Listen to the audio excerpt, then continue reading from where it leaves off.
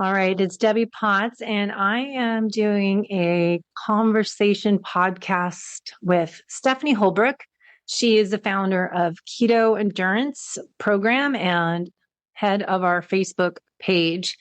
And we're going to talk about strategic carb timing because as this show is called The Low Carb Athlete, it's not about no carbohydrates. It's about strategic carb timing and preferably eating real food, nature's carbs, and figuring out where to put them in based on your workout intensity, duration, time of day, and females are different than males. So we're going to dive into some common questions as I'll ask Stephanie, what is keto endurance? And do you think you need to be in nutritional ketosis while you are training, or what are the benefits? As also, what are the nutritional considerations for an endurance athlete? How should I eat during training and outside of training? How much protein should I eat? Do I need carbs? Will carbs make me faster? And can I run a marathon without carbs? So we have different opinions, but I think it's just a great conversation to have, and we'll dive into it as everybody is different and we all have different genetics and stressors. So we like to look at the whole athlete from the inside out. Hold on. Okay. All right, friends, I have Stephanie Holbrook on the show, partner in crime, talking about how to be fit and healthy as we age. As I keep talking about being fit and healthy from the inside out, but now as we all get older, it's also about how to improve the aging process as endurance athletes and what should we do and not do and do things a little differently. So Stephanie, I asked you on the show to talk about common questions you get in the Keto Endurance group page. And we're going to just dive into all these confusing topics. So thanks for coming on and going into this Q&A session. Thank you, Debbie, for having me. I'm so happy to be here. So just to go back, hold on though, you got to say we go back. We go back, way back. Many. More than that. Picture pop up from our Ben Greenfield Superhuman Coach days, 2013. So 2012, we were in the coaching program with Ben. So long time ago. So sorry, Your turn. So we have been friends and biohackers, seekers, researchers, both of us for many, many years. And we have come to a similar conclusion based on over a decade of research, that being a fat adapted athlete or keto adapted athlete, both of those terms are similar, very similar, is the most optimal way to age gracefully, to perform well, to feel good on the inside and the outside. Mm-hmm. That is what we have both come to the conclusion of. Here is the problem with that. That looks different for every person. Mm-hmm. Being able to use fat as your primary source of fuel depends a lot on you, your genetics, your stress level, your sleep, how you interact, your self-talk. All of that plays a role in how you're going to feel good inside and out and burn fat as your primary source of fuel. And about metabolic flexibility. So it's not just focusing on fat. And we'll dive into this too. I think not eating so much fat as we thought we needed to burn fat, that we also need protein prioritization. And we'll talk probably about, metabolic flexibility. You still need the ability to flex back to carb when needed. So we'll talk about strategic carb timing. I like Dan Plu's approach, is saying, Dr. Daniel Plews says, the right fuel for the right time. Yeah. Exactly. I think sums it up.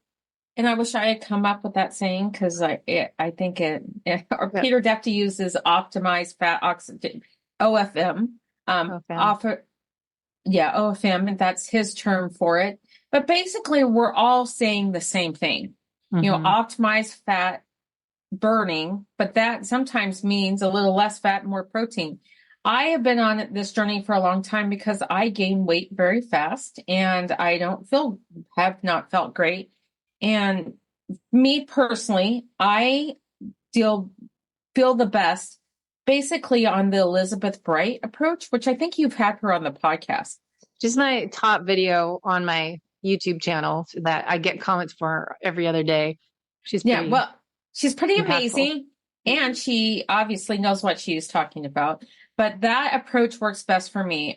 6 small meals, mostly protein, a little bit of fat, and then I still add some vegetables. Mostly not greens. I add romaine lettuce and cabbage are the 2 vegetables I eat. And those are the ones, and sometimes salsa, because that is what helps me the most. I can't do a lot of vegetables because my gut my body doesn't like vegetables. Mm. So, and which is fine. Everybody's got to figure out what works best for them, but that works best for me. I still use strategic carbs, so I will still use some carbs. I use Dan Plu's, the S Fuels products, and I don't know if you have an affiliate for them, but I like their products. I like their Train is what I use from training, and I use their Race when I'm racing, and I also like Perpetuum. But those and Cliff Blocks, those are my go-tos for racing. But what may work for the listener who's listening to this, you may have a different formula. So those are, I know it's confusing. You're like, gosh, she's talking about like, don't adding carbs, when to add carbs. I think that what I do when I work with an athlete, we plan out their season with the annual training plan. And then we look at off season, on season. Off season, we do a lot of zone 2 training, and it's very low carbohydrate because we're trying to increase those fat oxidation rates. The amount in fat protein, that's a toggle depending on the person, how they feel.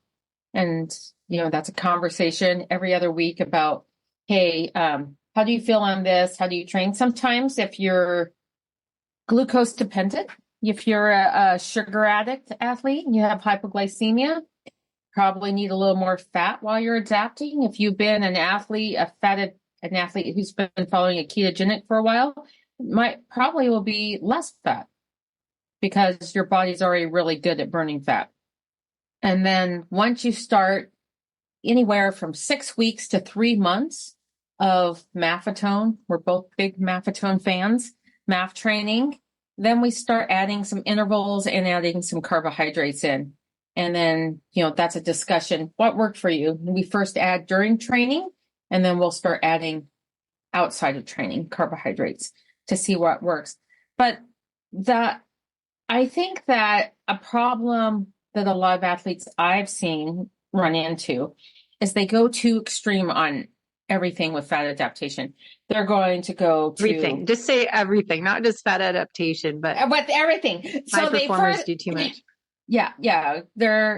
They'll do super crazy intermittent fasting with high intensity intervals and try to optimize sleep when they're really not, and not doing like 1 meal a day while they're doing like a big block of training.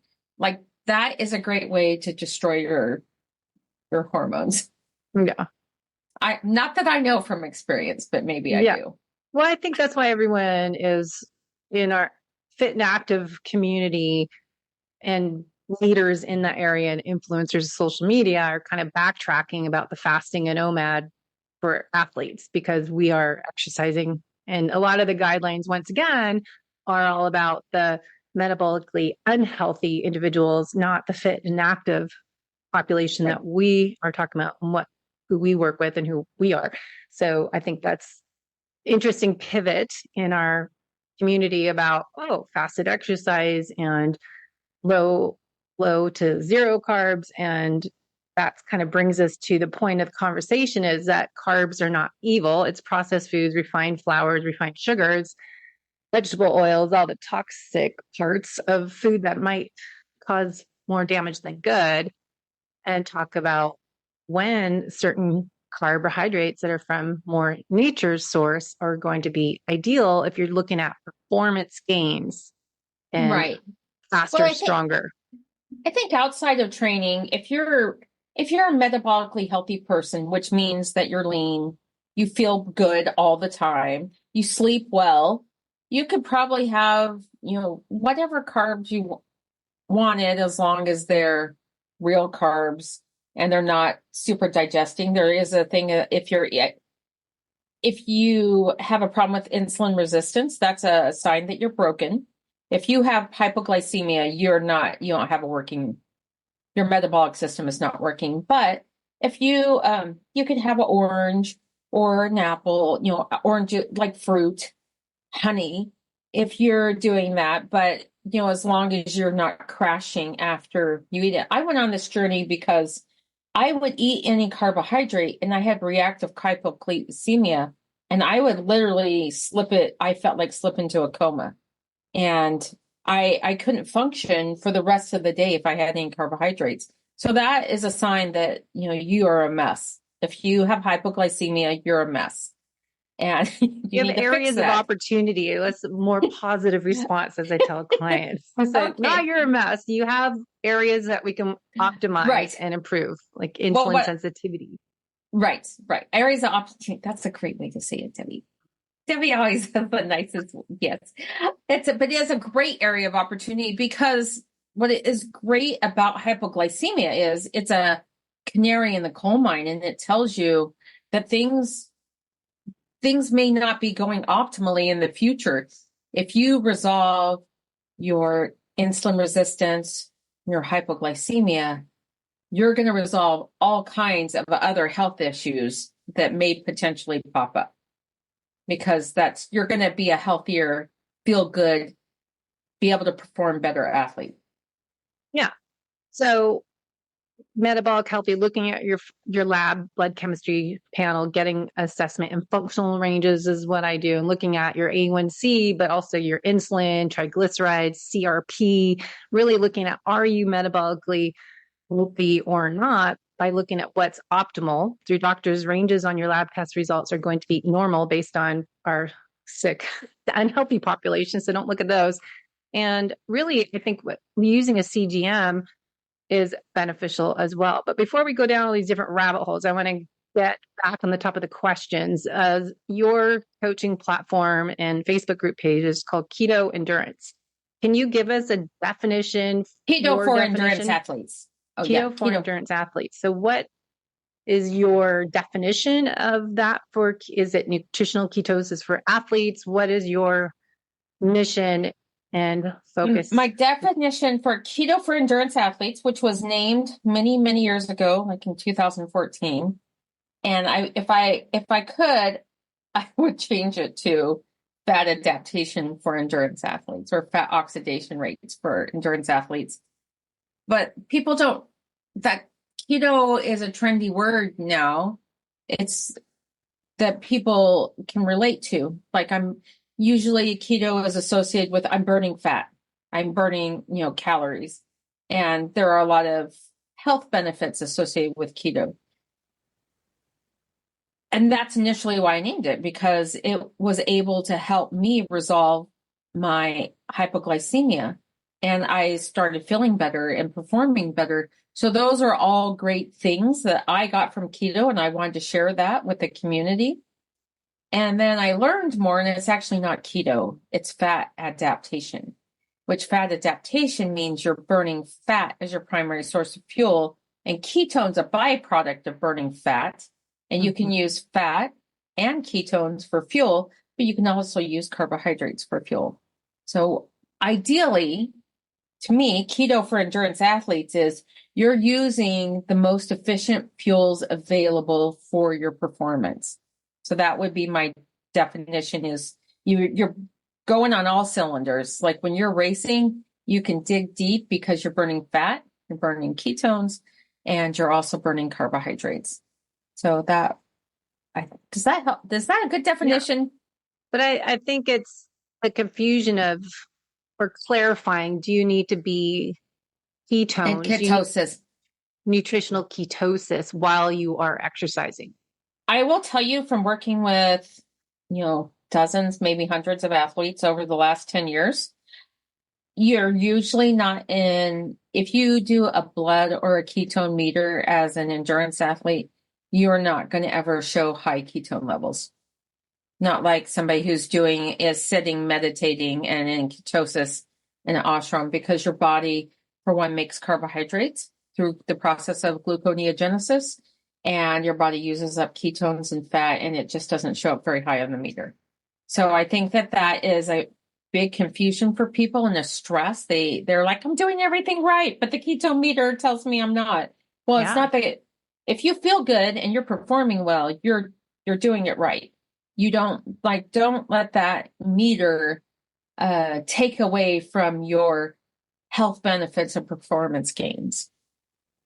Yeah, I think it's that. What is your why? I always ask, what's the purpose? Why do you need to be nutritional ketosis while you're training or racing? And to me, taking the HVMN ketone IQ, for example, during a long bike ride, we talked about doing for brain focus. And when you start to get tired and taking amino acids, so you have that more performance gains that way, rather than I need to see. I hear this all the time or read the questions from people in our group that they say, as you said, need to be showing ketones on my meter during my workout, 0.5 to 2.0, and they get obsessed with that, not focusing on what's the purpose of your workout, what are you training for, and let's work on your fat oxidation rate, be metabolically efficient, and get faster and stronger where you're burning the most fat. So I never really understood, okay, where does the ketones come in there? Right. Well, and I wear a continuous glucose monitor, and I have gone on fasted bike rides, and my blood sugar will drop and then it'll come up and it'll slowly rise. But that's because my body is making sugar. Your body makes sugar. So you are, glucose, your body's using carbohydrates. It's just endogenous. And I think that overwhelms people. And another thing that, like, bodybuilders in ketosis can get down to the 70s and 80s of blood sugar. You're not going to ever see that as an endurance athlete. You'll probably be in the 90s, the 80s, probably not. And, usually about 105. You mean fasted glucose? Right, your fasted glucose. So you're not going to get rock bottom glucose. If you're trying to say, I have a medical problem, like I have seizures, I have cancer, you have something like that, and you want to use ketosis as a therapy. Well, for one, you should probably work with someone who's good at that. But training for an endurance event would not be optimal. Like, I think people think that, oh, well, exercise is good for you and fasting is good for you and ketosis is good for you. In context, all those things are good for you. In context, all those things could possibly not be good for you together. Like, if you're going to, I have a friend who, for spiritual, religious reasons, and health reasons, she wanted to go on an extended fast. And I said, if you do that, you need to stay calm and, meditate. Stay calm and carry on. Don't try to do too much during that time period. It's a contemplative time. If you're going to do an extended fast, it should be an introspective meditation, calming fast, not I'm going to go. I've done this before, so I know how horrible it is for you. That I did a 4-day fast, and I did intervals, and I did all these crazy things because I've done crazy things, and it just it totally messed up my leptin and ghrelin, and I had uncontrolled hunger, and I had a lot of inflammation. It was nuts. So don't go and do a 4-day fast and do a bunch of intervals, because that is not good for your hormones. Well, it kind of goes into what you're talking about, stress and blood sugar readings, how they're higher in athletes. Part of that is what I've learned is related to cortisol, and cortisol is increased when you're exercising. That's why if you already stressed out, exercising 30 to 45 minutes maximum is beneficial to people that have cortisol dysregulation. But cortisol raises your blood sugar. And if we get in a catabolic state, you're breaking down. And which is why I never think it's good for my body. I don't want to have my muscle broken down for fuel for gluconeogenesis. So I'm always looking at, okay, I want to burn fat, but I don't want to lose any more muscle. It's already a battle as I get older. So looking at personalization, our fuel sourcing, and looking at intensity and duration, female versus male athletes, females' hormones, it's going to be different for everyone. Should you fast or not fast was, big conversation last 4 years. So with that, going to our top question here, what would you say are the nutritional considerations for an endurance athlete? And as we're all getting 40s and older, yeah, 50s.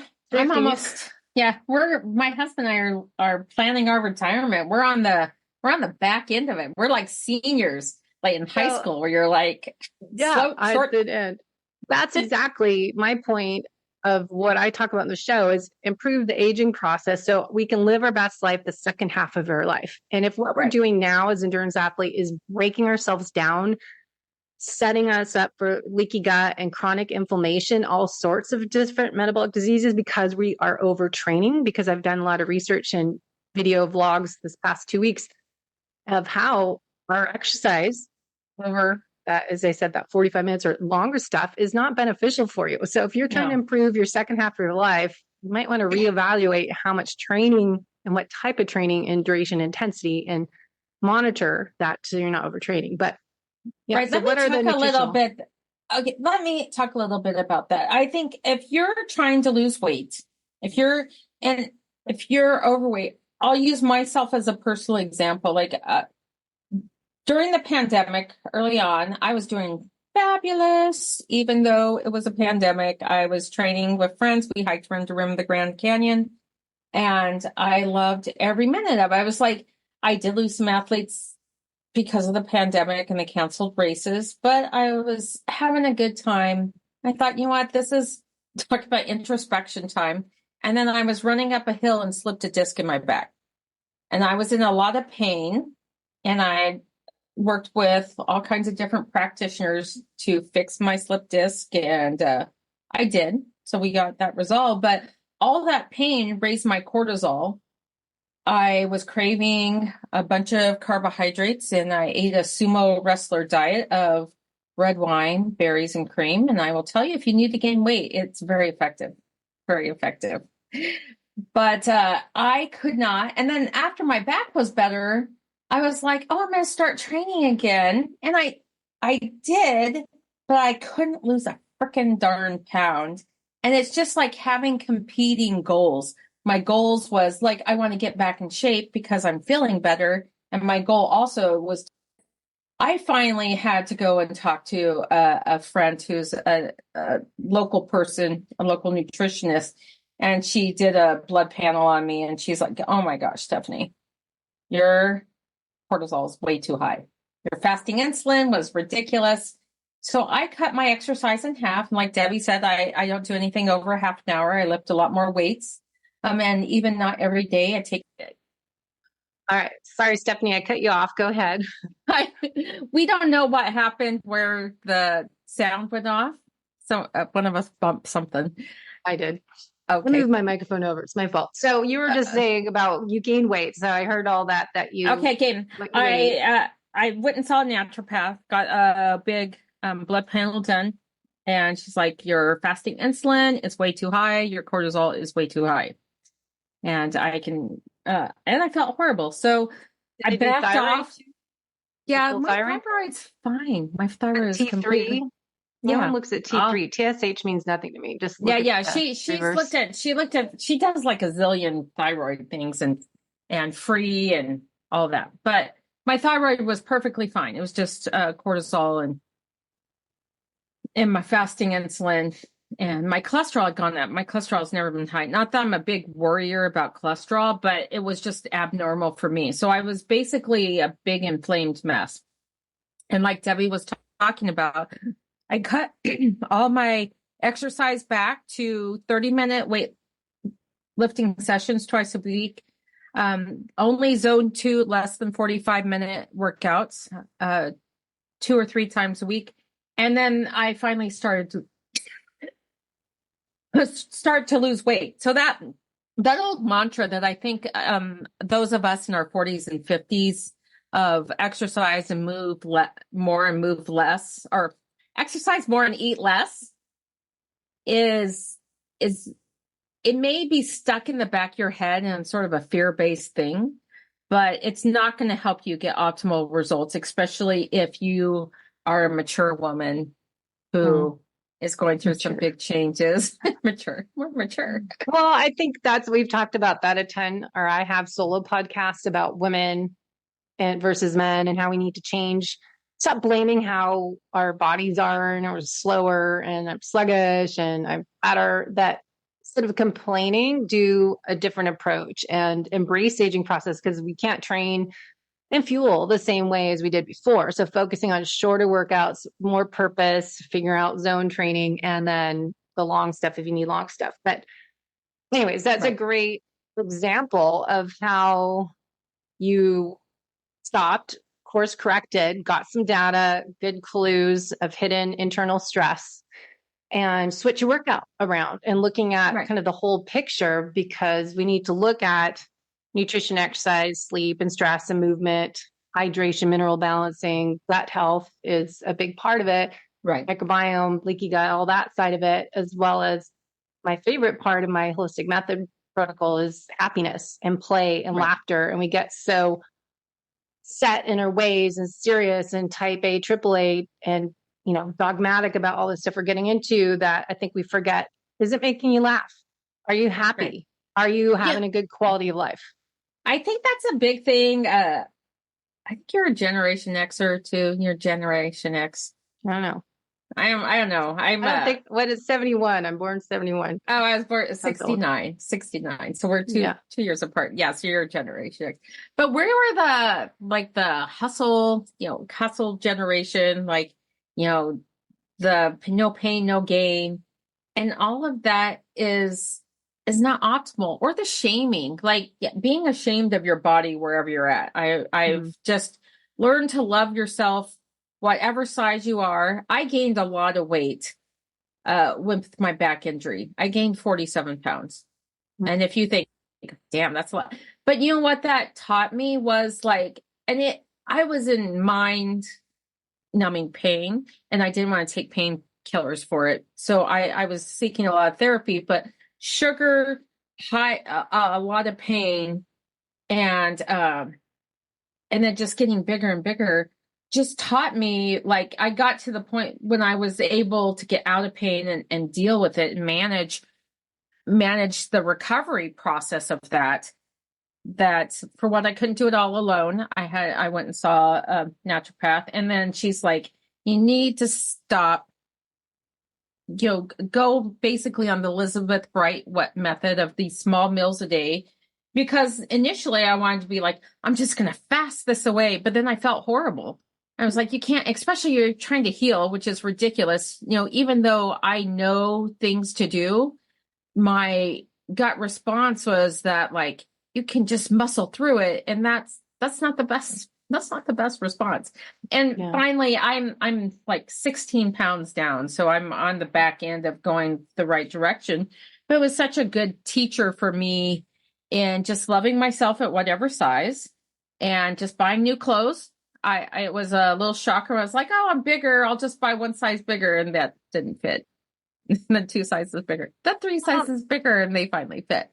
So I'm going back the other way, and I'm feeling good. And I think that the whole process of being injured, recovering, and just going about it more gracefully has really helped me navigate other things in my life too. I think growing up with pretty demanding parents, and this idea of shame that Brene Brown talks so much about, it's like, let's get over that. Let's just love ourselves and be graceful with ourselves. And there's always going to be some athlete who's faster than you, and there's going to be somebody who's slower than you, and not to worry about it. Who cares? Nobody cares.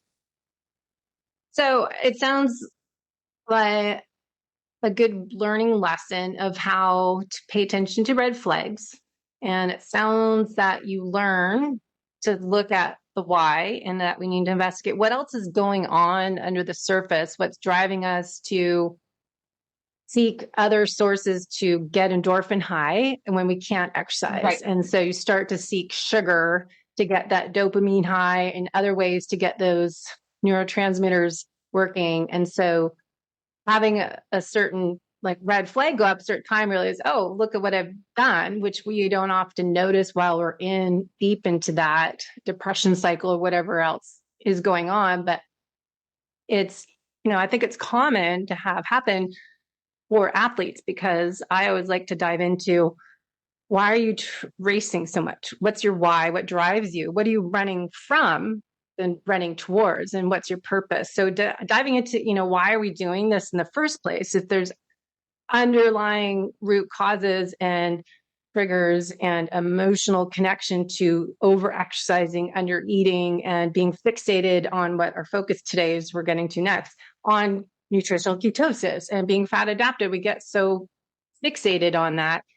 And a lot of times there's other things going on. Like you just mentioned how we were raised, trauma, something happened when we were kids that it comes up when I'm coaching people. And so it's really interesting to have that journey and be able to stop, pause, zoom out so we can zoom in to figure out where am I on this journey of my health aging process, where you're focusing on retirement and living your best life in New Mexico so you can be having fun, not feeling slow and sluggish and I can't move, I can't do anything. And I think that's an important part of what I'm focusing on is what can we do now to optimize our health from the inside out, fitness and nutrition wise and lifestyle habits. So going back to the question we didn't get to, what are the nutritional considerations for an endurance athlete?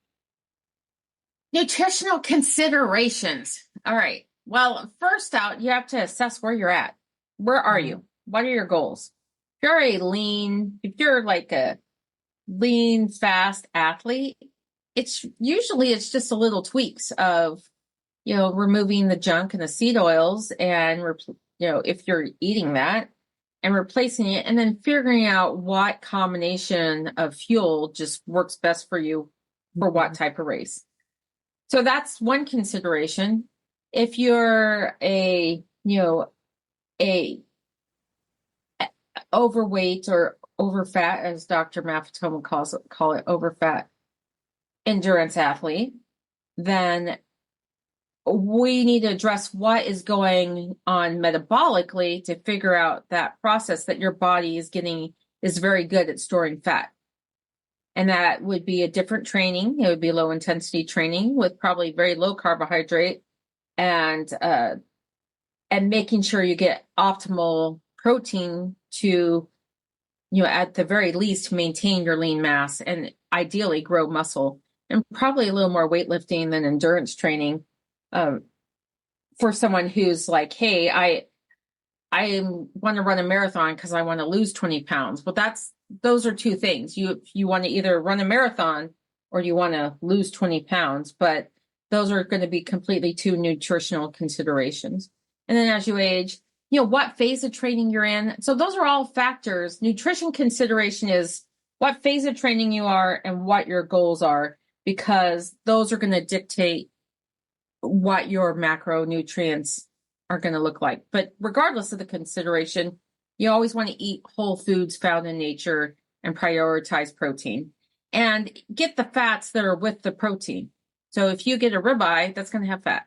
If you're going to eat a piece of bacon, it's going to have fat. If you're going to have an avocado, it's going to have fat. So it's just like eat the fat that comes with the food. You don't need to add like gobs of coconut oil or lard onto anything. Mm-hmm. Yeah, I think that's a good point. I was just thinking to add that part is I don't like the word keto. And now it's totally damaged because of commercialization of it and the food products. Same with paleo. I mean, they all get ruined. Carnivore, I don't know how much they can damage it, but it's just eat real food, the most nutrient dense real foods that help stabilize your blood sugar and give you energy, help your microbiome health, and make you feel strong and recover faster. And that's what we're trying to get to is the carbohydrates. When are they beneficial? And then timing in around your workouts and the protein prioritization, I think, is what I found the keto world to carnivore world is that ketovore, because everyone was fixated on, like you just said, gobs of fat. I'm going to put tons of butter and MCT oil in my coffee. Then I'm going to have this food and it's all fat. And I look at people going, okay, you're not losing weight. You don't look good. Are you eating too much fat, do you think? And all the keto products that are filled with garbage, because I go to Expo West Natural Product Show. Yeah, and they have a bunch of, they use almond everything. And I personally have a problem with oxalates. So Anti-nutrients. and I'm not going to eat any almonds, but it's like, can we not make everything out of almonds because we Well, the want to lose weight? flowers, yeah. The Yeah, gluten-free flowers. and every And the almond, stevia, monk fruit, all those sweeteners too, I think are bad for your gut. yeah, I think all of it. Like eat real food. Like Yeah. if you were to go out and had a little on a farm in the like 1930s and you didn't, you would eat stuff like you'd butcher a pig Off the land. yeah, or you had a fruit tree and you had like peaches in season, without added sugar, like you could make those things, those are real food, real things, and you wouldn't have a problem if you ate those things. Yeah. And that's what I think we both agree on is that it's eat real food and prioritize protein. And so I think the shift the last few years has been, all right, nutritional ketosis is all about eating fat. What happened to protein? We kind of lost it.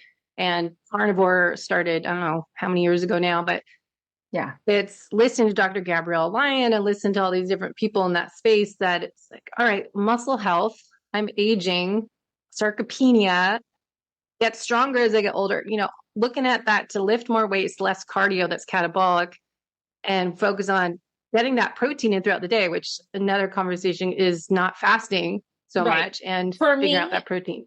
I started, a doctor recommended, started eating 6 meals a day, which is actually what Dr. Bright recommends, eating small meals throughout the day.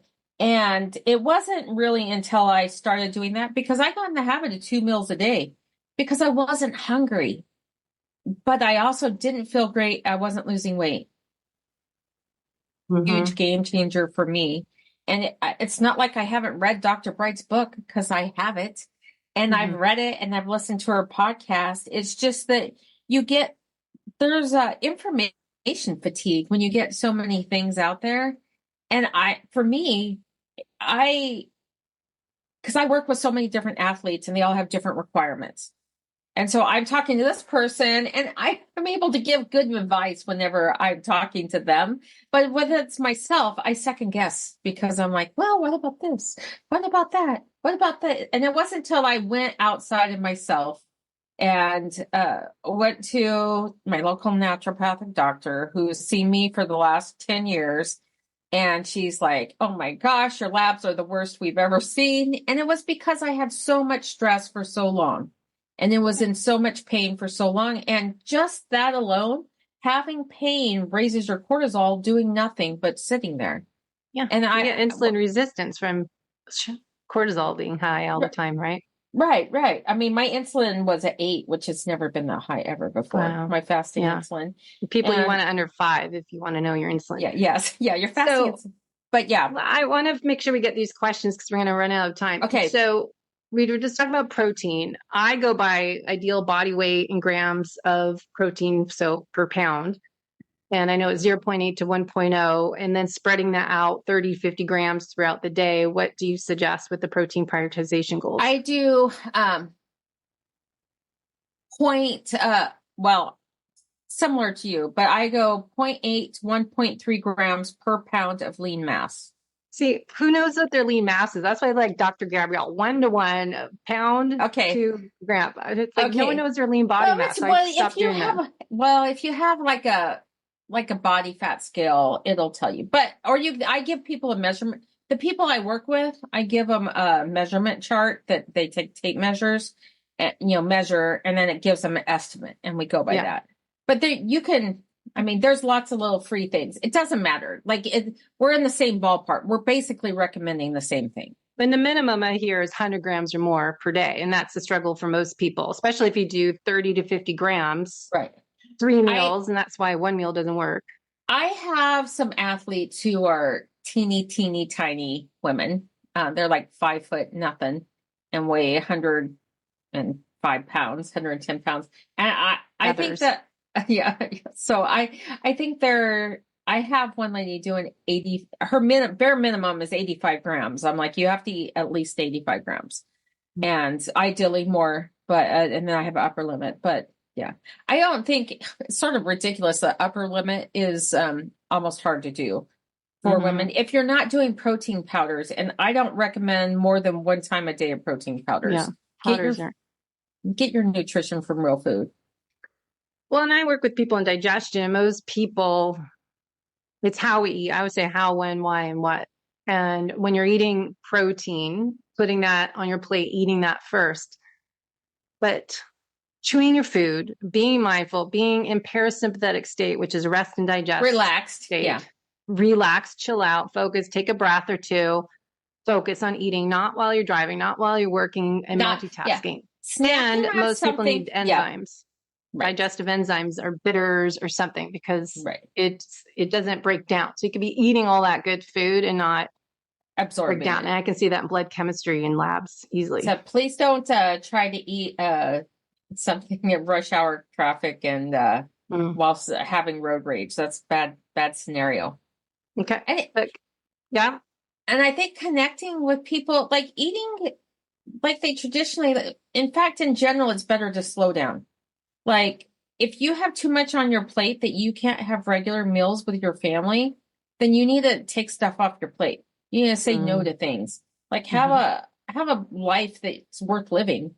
Don't be like, oh, I have this work. If you have, like, your work is so stressful all the time, get a different job or, have boundaries or delegate. Do something. Boundaries, what do you think to start with? Yeah, do something. Don't. Yeah. Prioritize, put the oxygen mask on your face first and prioritize your health. Nutrition wise, focus on what your goal is and match your nutrition to your goal. Yep.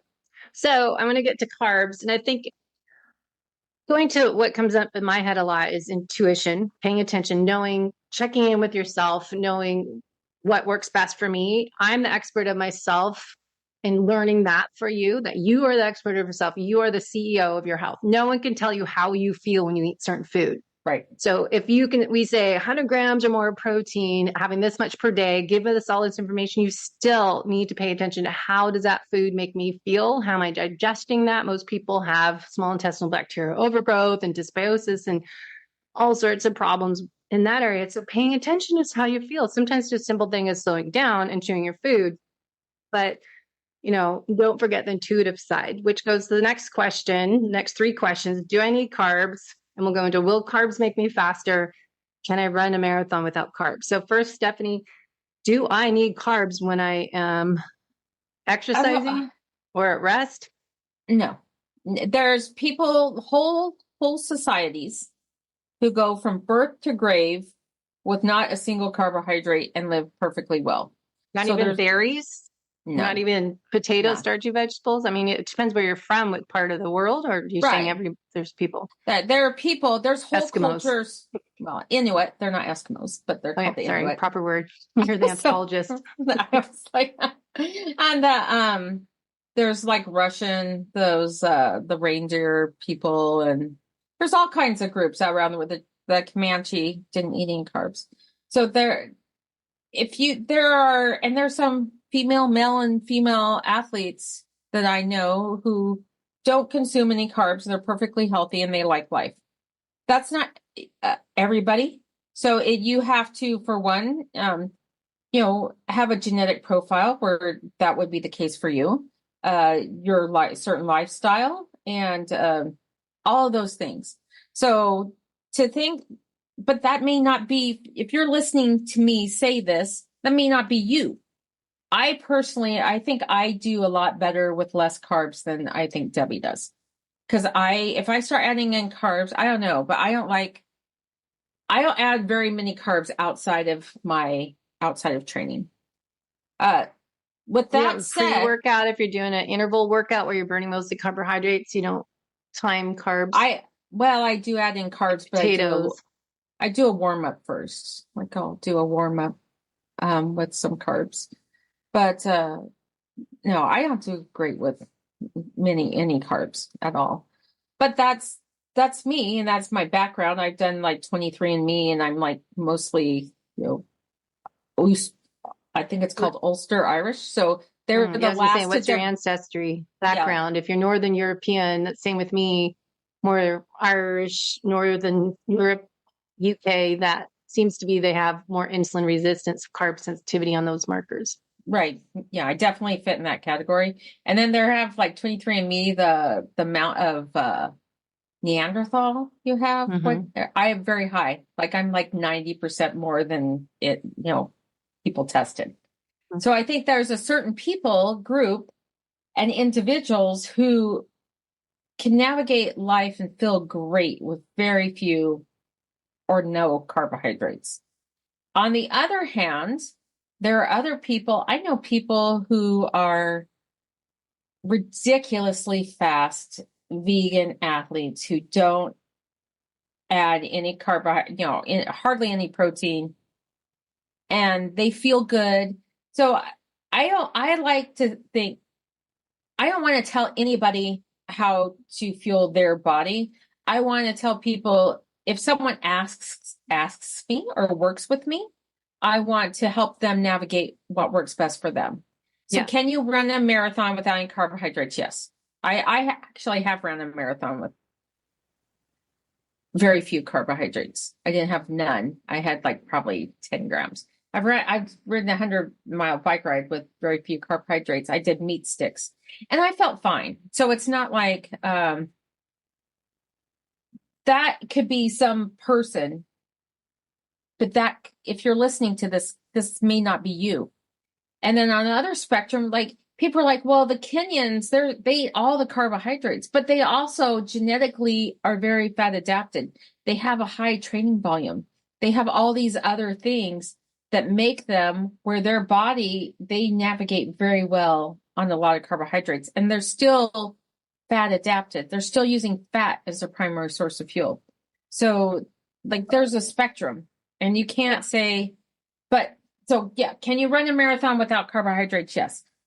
So there's essential amino acids, essential fatty acids. Right. There's not any essential carbohydrates is what you're saying. You don't need it. But if you're trying to do, I interrupted you, but if you're trying to improve performance, if you're racing carbohydrates, I can show my metabolic testing. People are burning carbohydrates. If you're racing, that's a whole different thing. If I'm just doing it to finish, my heart rate's zone 2, burning my peak fat. Right. I had a lady I talked to who was like, she has some issues that she really follows a very low carbohydrate diet for a medical condition. And she also races marathons. And I said, and she wanted a PR once she found keto and it was amazing for her health. She's like, oh, I'm going to go and run a marathon and PR without carbs. And I'm like, that's probably not going to happen. But I can't say it's not, I don't know you. Maybe you're, genetically just perfectly aligned that you can do that. But the way your body makes fuel, makes ATP, if you can make fuel from fat, you can make fuel from proteins, very slow process. You can use the byproduct of burning fat as ketones for fuel. And you can also use carbohydrates, which adds more. It's like an engine. You want a 6-cylinder or 8-cylinder. You want more cylinders to go on. There's no pro athlete, and please correct me if I'm wrong. Somebody out there, please comment. If you know a pro athlete who's doing the Tour de France or Ironman, who's not using any carbohydrates, and I don't know any, but I'm perfectly happy to be proven wrong. Yeah, I don't think so. Well, yeah, look at S Fuels. They just came out they work with Dr. Dan Plews and DRIQ, and they just reformulated their S Fuels Train and Race Plus into pretty brilliant zones. So zone 2 training is S Fuels Train. If you're doing zone 4, zone 5 workout, you need the Race Plus. And so they are rebranded and make them different packets because it does change how you're going to fuel depending on your intensity in the workouts. Right. But if you're a recreational athlete and you do not have any aspirations of being on the podium, or like you're not trying to qualify for Boston, that's not saying you can't qualify for Boston without carbs, or qualify for Kona. But if you want an extra edge, you're going to want to use carbs. If you're like, hey, I'm this close, but I'm a keto athlete and I don't want to use any carbs because I'm married to that idea, you may not be able to make up that distance. You want to make up So let me show something real quick on the screen. So just to show when I do metabolic testing and figure out your heart zone training, we can see at various intensities as we increase this line here is your heart rate, and there's a little bloop there. So ignore that part. You have to tie a shoe. But this client that I tested is a great increase. Now that you can see fat is this gold, and this is carbohydrates. So you are increasing intensity in fitness tests. This one we're going every minute, increasing 0.25 or 0.5, whatever the person needed based on their personalized protocol I create for them. But just to show your zone 2, we develop based on peak fat burning. So where is this person burning the most fat? Where's their peak fat burning is the bottom of zone 2. The top of zone 2 is where their metabolic crossover point is. Where does this purple carbohydrate section become higher? So this person, their zone 2 is not great.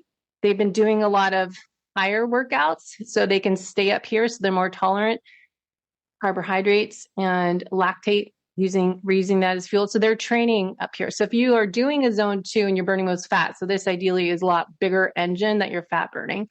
When you're doing that zone 3 training where you're burning less fat, you're burning carbohydrates, that metabolic crossover point's the bottom of zone 3. And then zone 4, you're going to be more lactate. And then when you go high zone 5, for example, up towards your max, that's your zone 5. And that's not even glycogen. You're working so hard, you're burning creatine phosphate fuel source. So the oxidation of fats down here.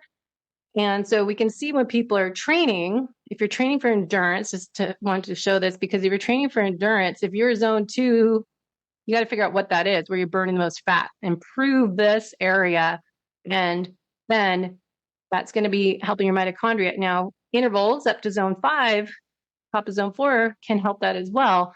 Most people do not do zone 5, and they don't do intervals correctly because they have to come all the way back down to this zone 1 down here. Right. So to improve that fat burning efficiency, it's what you're eating, nutrient timing, but sprint interval training, high, low, and that I just wanted to share that because I think visually it's helpful to me. Well, I think it's helpful to people to realize, and I'm a big believer in some of your, 80% of your training should be in the maffetone range. You could go to Debbie and get your personal zones. If you're not in San Diego. Yeah, in San Diego, you can go fly and visit. It's beautiful. But if you want to do, if you're like, hey, I'm just a recreational athlete, you can just do the maffetone formula, 180 minus your age, and then there's plus and minus. Sure, in the show notes, I'm going to send Debbie a link to the show notes, and there'll be a link to Dr. Maffetone's, the formula. It's not complicated. It's just the biggest problem I see with recreational athletes is they don't want to slow down. They don't want to do zone 1, 2.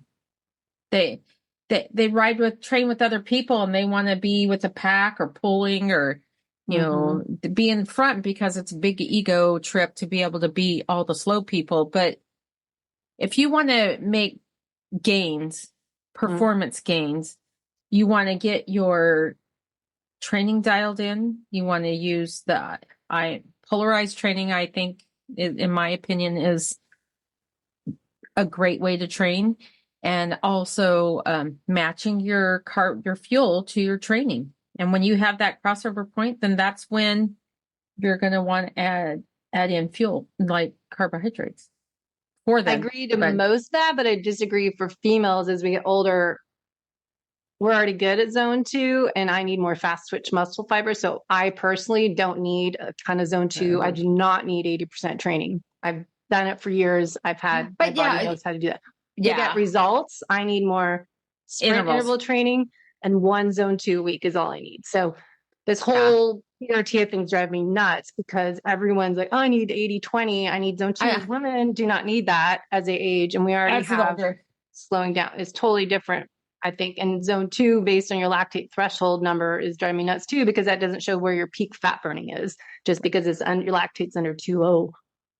I have a lot of, most of the people I train are men. So, and I have 2 older ladies, and that's it. Most of them are men. And I have a few ultra runners that are, they're not doing a lot. I still give them intervals. I think for runners, I stopped giving really fast intervals to, that switch fast, like, 30-30s and 40-30s or that, because they seem to get injured. So I'm like longer intervals with a slower ramp up and a slower slow down, like a little pyramid instead of like sprint, stop, because they just tend to get injured, and I can't stand to have anybody injured. That's the other thing, and we need to wrap up, but there's so much to dive into because strength training, I think, as an aging athlete and endurance athlete, most people cut it out, and I cannot get clients to do their strength training. Go, if you want to change your body composition, recomp. If you want to get stronger and faster, it's not the chronic cardio solution. You need to lift weights and then prioritize your protein each day, but I'm a huge fan of resistance training as well. Yeah. And you should, every endurance athlete, as you age, should be doing some form of resistance training. We agree there, but yeah. Yeah. Mobility and strength. Yes. Okay. Well, it's great talking to you, Debbie. This is fun. So show notes, we'll put everything. Stephanie will send me the links and I'll add some too. And if you guys have any other questions, you can let us know. You can head to the Facebook group page, Stephanie. For endurance athletes, if you want to work with me, then go to stephanieholbrook.com.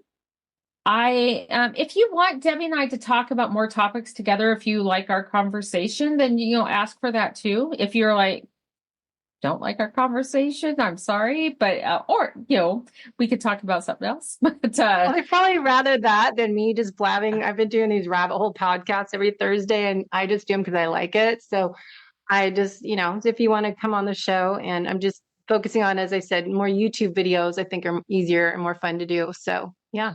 Yeah. If anyone wants it or not, we can do it. We're in charge.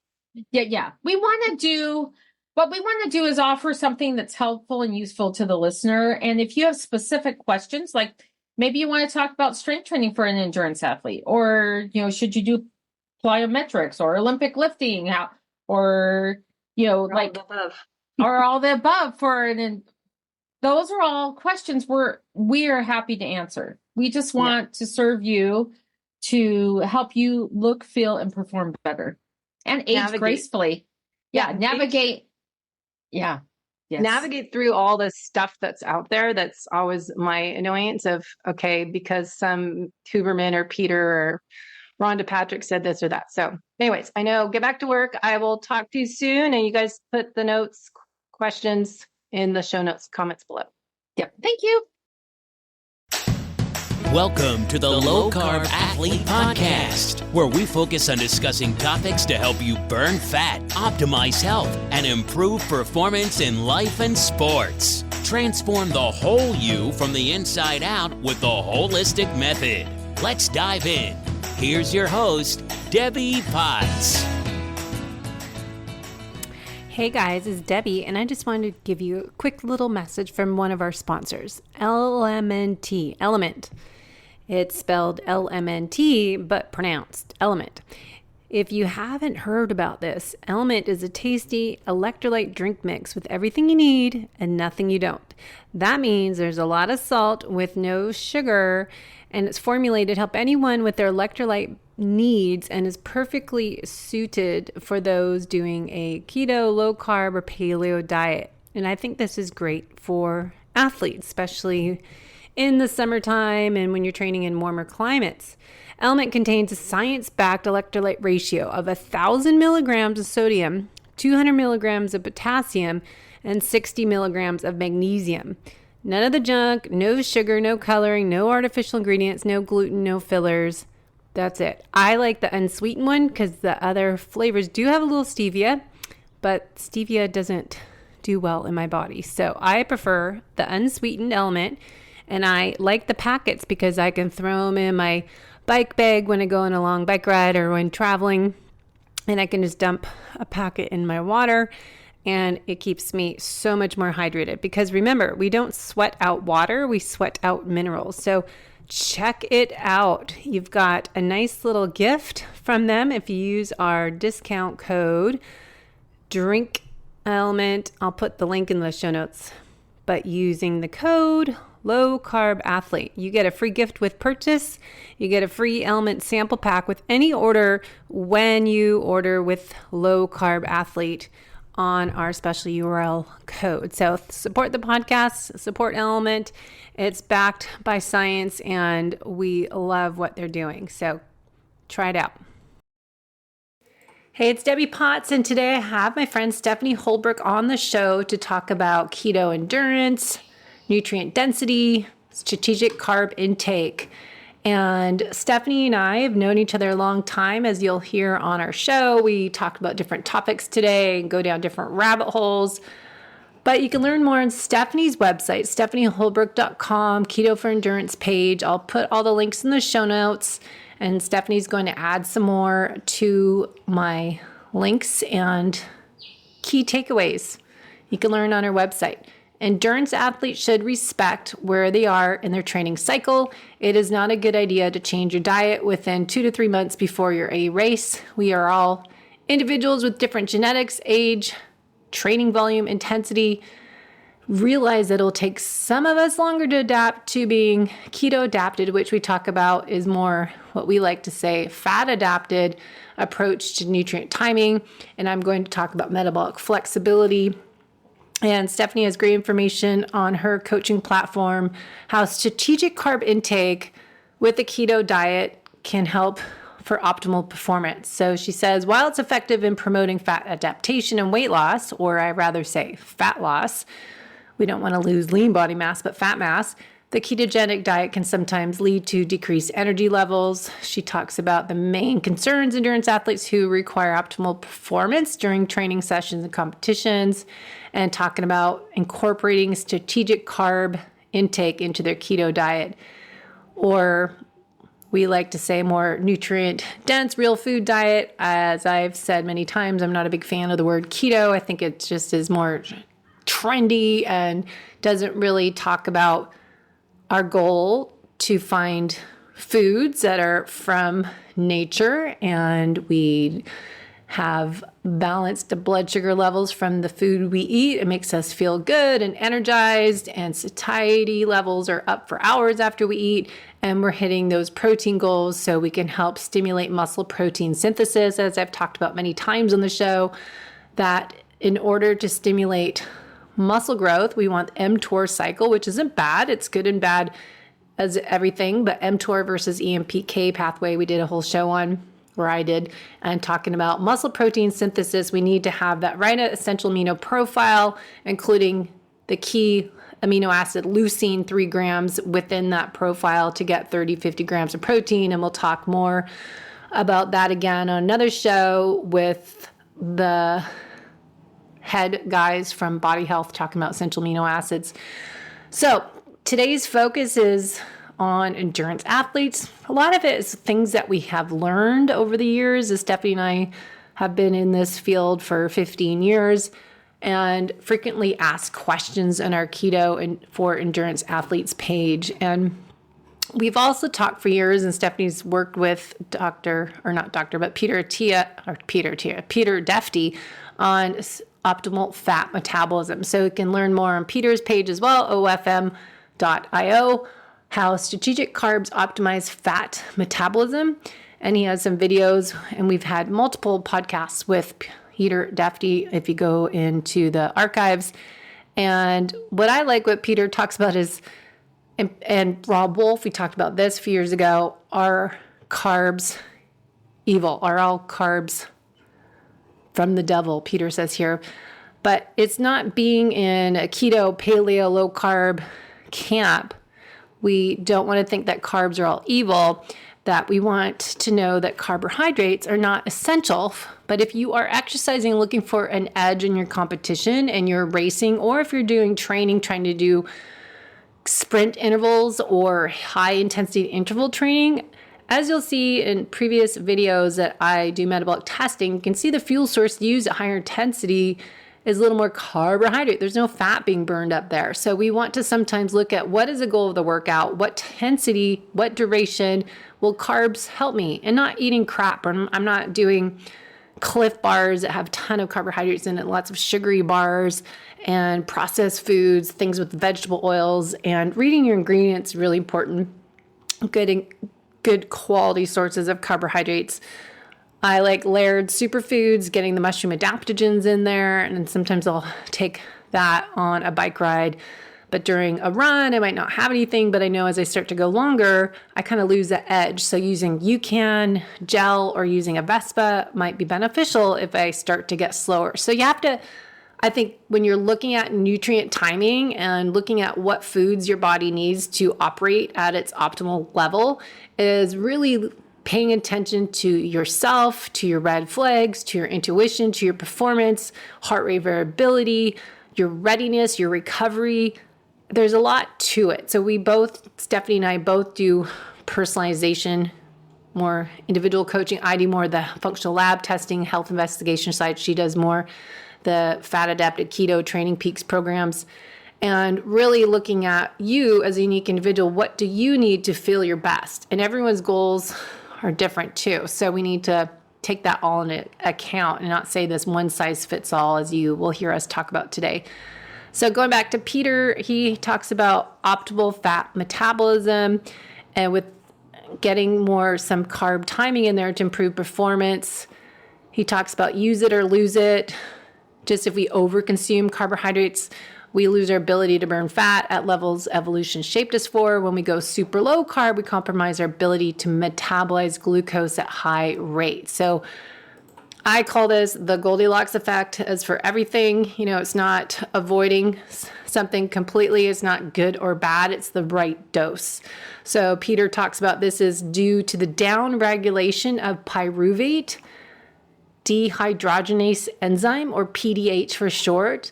With limited PDH, we limit our ability to push ourselves at the very threshold of aerobic metabolism, as well as anaerobic pushes, just as it's important to maintain our fight or flight pathways so we can run from that lion chasing us down, as well as our aerobic base energy system. We talk about zone 2 training all the time, is that trendy keyword, zone 2, that we've all done forever.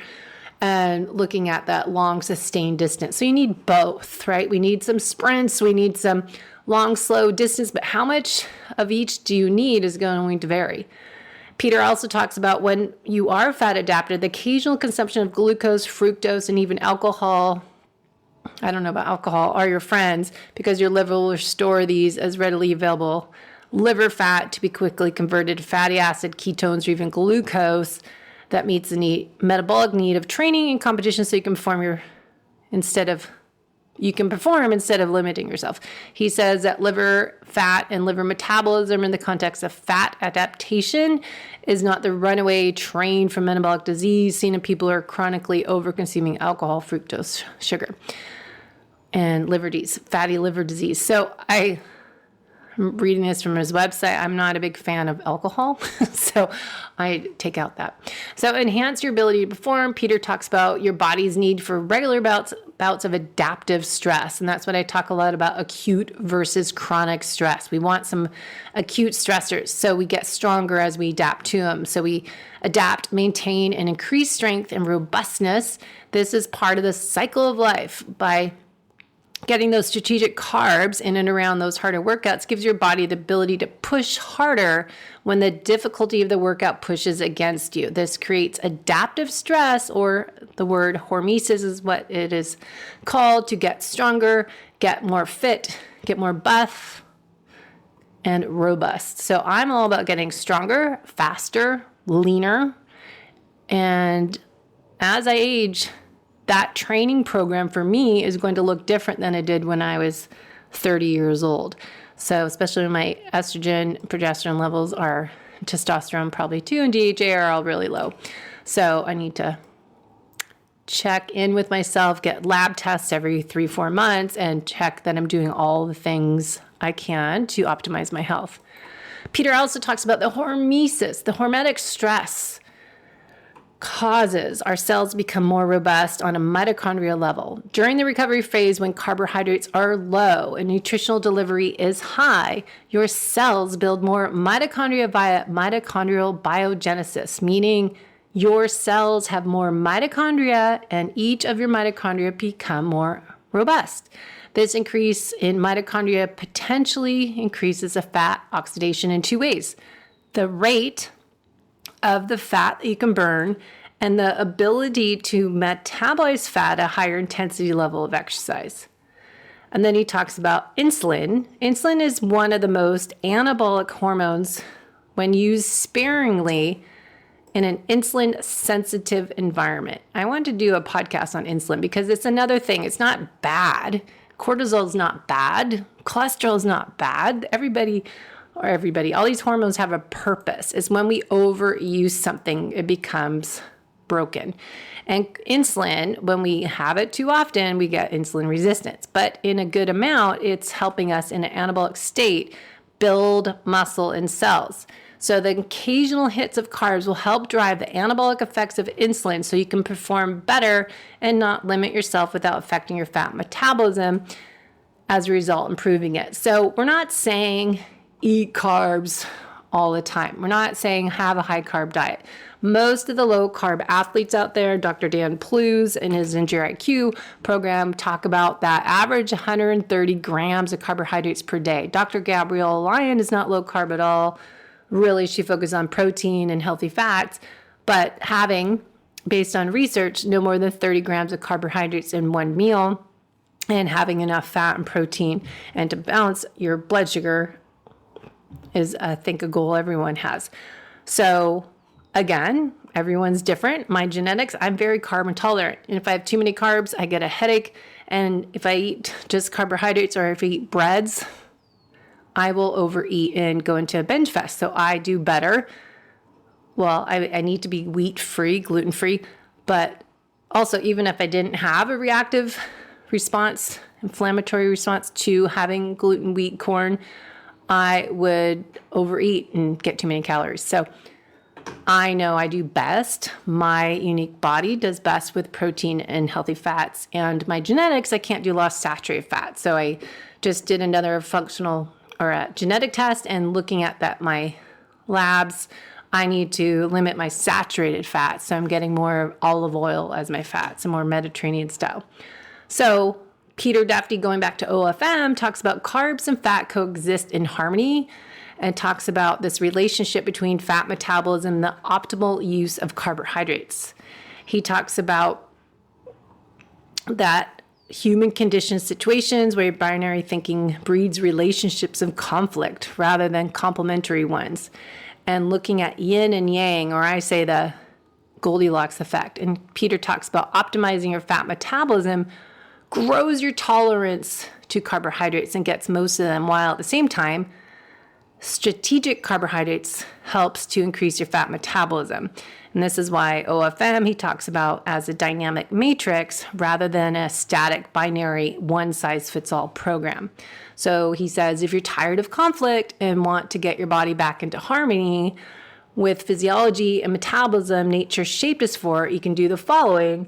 Looking at their programs, Vespa supplement might be helpful to you. He has some great information in their book Beyond Keto, free ebooks, and looking at how you can use Vespa. And we get a discount code with Vespa is, I think the low carb athlete code is still good.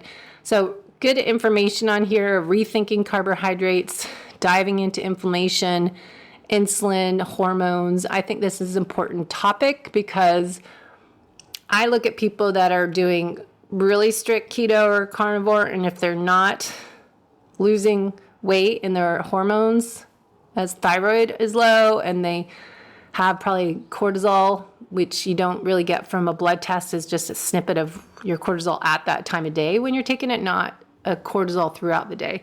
And so we want to look at the whole picture, but the goal is not to eat processed foods, not to eat white flours. And I even think the nut flours people have too much of. And I don't think having all the stevia, monk fruit, erythritol, sugar alternatives are good for you either. and really teaches us to be addicted to sweetness and not get more of our taste buds changing more bitter. And I feel that carbohydrates, the word might sound like eating bagels and muffins and chips and packaged foods. So I always go back to saying, yeah, strategic carb timing, but let's eat food that's from nature. That's a one ingredient. There isn't a big label with 50 things on it that you can't even pronounce. So going back to Michael Pollan's food rules that I read, 20 years ago, was such a good enlightening quotes of eat food that has 5 ingredients or less. And then there was what food that your great-grandmother or probably now great-great-grandmother would eat, and different tips like that. Just natural foods, intuition. That's not processed. So inflammation and carbohydrates. If you have too much carbohydrates that are from the wheat, the gluten, the vegetable oils, refined flours, and sugars, they're going to cause issues. But also, as I've been diving into on the videos that I've been doing, the rabbit holes, that too much exercise is going to lower your immune system and can cause leaky gut. And so if you think you are fit and healthy, but you're doing excessive exercise and doing real food diet, you still can get leaky gut and have all sorts of chronic inflammation in your body. So even if you're keeping the carb intake low. So it's making sure the effects of carbs you're not over consuming carbohydrates. You're not getting energy swings, puffiness, water retention, brain fog. Also, strategic carbohydrate consumption is necessary for the high intensity activities. It's not required, but it may help you improve performance. So there's also issues if people have eating disorders or sugar addiction. If they have a little bit of that, it's being an alcoholic, that they'll just have one little bit of, say, bread or sugary candy, that will set them in a binge fest. So that's another reason that we need to look at who are we talking to. Does this person benefit from having a few berries in yogurt or having a gluten-free piece of sourdough fermented bread with some, I don't know what people eat. I don't know, nut butter is always suggested, but a lot of people can't do nut butters. But looking at half a banana, what foods you eat that would be good, that's for real food. You can share in the show notes what you like and what you've tried. But I think it's a lot of trial and error. If I go to an exercise routine that's higher intensity, fasted, versus fueled with a little bit of carbs, say 30 grams in a drink mix, or having a half a bar or S Fuels bar, is my performance better? If that's important to you, I want to get faster and stronger, so I need to experiment with my fueling. But to me, when I work out first thing in the morning, it's the last thing I feel like having unless it's in my coffee. So Peter also talks about education, better education regarding the effects of carbohydrates. Again, historical diets are compared with current ones, noting absence of obesity in older people, changing dietary habits, lifestyle over time. He talks about insulin resistance. The role of insulin, as we said, is mistakenly used to combat high blood sugar due to excessive carb intake, but we need to look at that insulin sensitivity is crucial, and low-carb diets can increase the sensitivity, making insulin a beneficial anabolic hormone when managed correctly. More information of PCOS, a sign of insulin resistance, reducing carbs for that, cholesterol, gallbladder issues, high carb diets, epigenetic effects of diets, and more. So good information. I'll put on this video link here, a deep dive into rethinking carbohydrates. So I think it all comes down to that we are all individuals, and our different stressors are different microbiomes. We need to take into consideration, as well as genetics, epigenetics, and really figure out what works best for you is going to be different for me. And changing how you fuel and train so you can perform your best. Again, Stephanie was talking about if you're just trying to finish versus me, I want to do a race and I want to win my age group. So it depends on the clients we're working with as well as ourselves. So Anyways, I just want to add in a little bit more information from what we've talked about with Peter Defty on optimal fat metabolism, OFM, and Stephanie's website, stephanieholbrook.com, but looking at her information on keto endurance, keto for endurance, and changes she's made over the years based on experience, but keto for endurance, performance, and nutrition tips. I'll put that link in the show notes as well. So enjoy the show. If you have questions, let me know. You can head to my website, debbiepotts.net, and send me any questions through there or on Instagram, Coach Debbie Potts. And we love to hear from you. Enjoy. Hey, my fellow aging endurance athletes, just a reminder, if you like what you listened to today, make sure to share this episode with your community.